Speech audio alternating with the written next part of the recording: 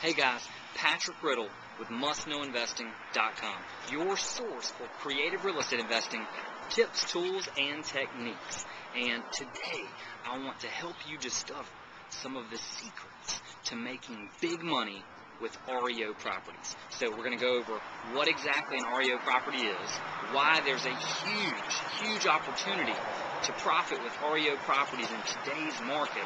Then we're going to go over 7 must-know tips so that you can take part in those profits with REO properties. So first off, what is an REO property?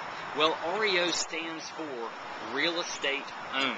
So when a lender has lent funds to someone on a property and that borrower goes into default, then the lender can institute foreclosure action. So if the lender takes it through the foreclosure process, and it gets to the point where it goes to auction, if the lender is the high bidder at auction, then they take the property back as an REO, as a real estate owned property.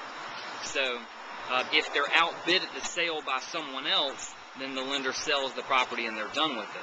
But if they take it back in inventory, then that's an REO property. So then that's on the bank's balance sheet, which isn't good. It's there as a liability. So why are REO properties so big in today's market for us investors? Well, foreclosure rates are skyrocketing still. There's tons of properties that people are in trouble with, falling behind, that they're facing foreclosure and they're losing them to foreclosure. So lenders are taking back record amounts of properties as REOs. And lenders hate that. They're in the business of lending money and making their money off interest. Every time they take a property back, that is, they take it back as a liability on their balance sheet, and it limits the capacity to which they can lend. That's where they make their money, where they lend it and then earn interest. So they don't want anything to do with these. They take them back and just want to dump them, get them off the books. And since they're taking back so many more properties these days, it creates a huge opportunities for both you and me as investors. So let's go ahead and talk about the 7 must-know tips so that you can take part and profit from these REO properties. Number 1, realize that you're playing the traditional game, which means that typically these REO properties, the lender will list the property with an agent. So you will be working primarily through agents to purchase these properties. That's the traditional game. As you know, here at MustKnowInvesting.com, we like creative real estate. We prefer to be dealing directly with the homeowner to do your negotiating and deal structuring. But there's a huge opportunity here, so we're going to talk about how to play that traditional game with listed properties with these REOs.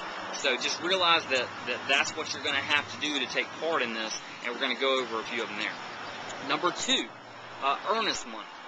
Typically on a traditional transaction, they expect 1% as an earnest money deposit. Now, with the traditional way that these are done, when you put those funds down, they may be non-refundable if you do not end up closing on the property.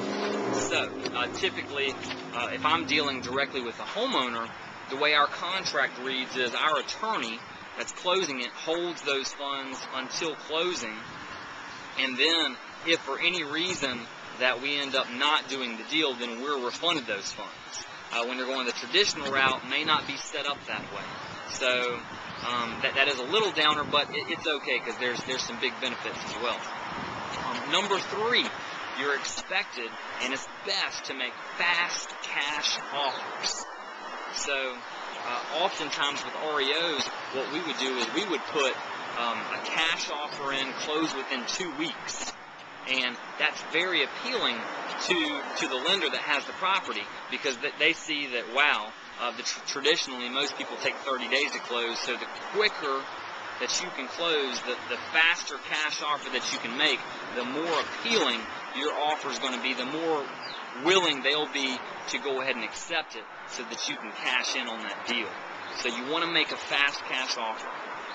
And it's easiest to do that if you have either a private lender or a hard money lender on board that can put up that cash for you. I prefer to work with private money lenders to do so. Next, number 4, you're going to be expected to have a pre-approval letter. It's really just a formality of doing these type of deals, working through an agent and such. Most of the time, they're not worth the paper that they're written on, but I just have one of my private lenders. I just draft a simple letter to have them sign so that I can send that in with my offer to show that I do have the cash to close the deal. So that'll be best for you to set it up like that. And you can even ask the listing agent what they would like the pre-approval letter to say and such so that you comply. Next, number 5, get a good agent on your team. Now, what do I mean by that? Well, I like to have agents on my side that understand both the agent and the investor side. So if you can find one who's an investor themselves as well, that'd be a good one to have on your team because they can help look after your best interest. And a good place to find one, you can call just an agency and ask who's an agent here that's also an investor, or you can go to your real estate investment club, probably find one there. But you want to explain to your agent your business model, your buying criteria, how you do business, so that they understand it and can look after your best interest. Number 6, less contingencies equals a stronger offer. The cleaner, I like to say, the cleaner you can make your offer without any of those contingencies, the more likely that they are to accept it. So if you have a contingency that's on financing, on the appraised value, on inspection, all those are going to detract from your offer. So if you can just make a clean, fast cash offer, that's going to be the strongest and most likely to get accepted.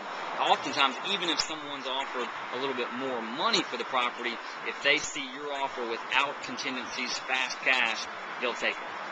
And then lastly, the seventh must-know tip to capitalize on these REOs.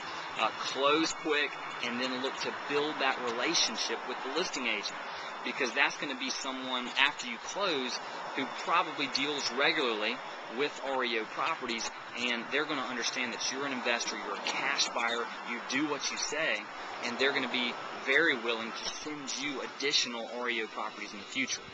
Maybe you can even be on their prime list where you're one of the first people to know about it so that you can jump on those deals. So again, that's what an REO is, why there's a huge gold mine opportunity in today's market, and then those 7 must-know tips to take part in the huge profits that you can make with REOs. Send your questions to me, Patrick at mustknowinvesting.com. We'll see you next time.